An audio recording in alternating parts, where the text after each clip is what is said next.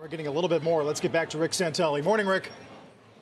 Good morning, Carl. Yes, business inventories for the month of May, and inventories have been much more scrutinized of late due to tariff issues, and, well, they may be affecting this. Unchanged for the second consecutive month. So we see that April and May unchanged. But if you look at January, February, March, up 0.4, up 0.2, up 0.1, you get the feeling, of course, that we pushed so much ahead. Inventories built on the business side. Now they're starting to wean down. The question is, are they sitting somewhere? Is there plenty of inventory? Are we going to whittle it down with sales? So we want to pay particularly close attention here. And I know Sarah pointed out 30-year bond and 5%, but there's an awful lot of eyeballs that just watch us get very close to the big psychological level in tens at 4.5% and then back away. There's more data out. As a matter of fact, National Association of Home Builders Sentiment Index also hitting the wires. And for that, we head east to Diana Olick. Diana?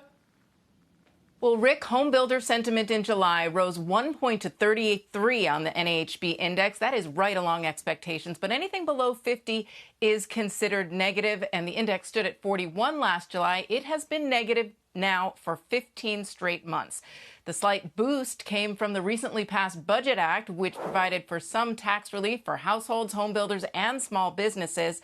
But the builders still cite poor affordability conditions, particularly from elevated interest rates, as a major headwind. That's why 38% of builders said they cut prices in July.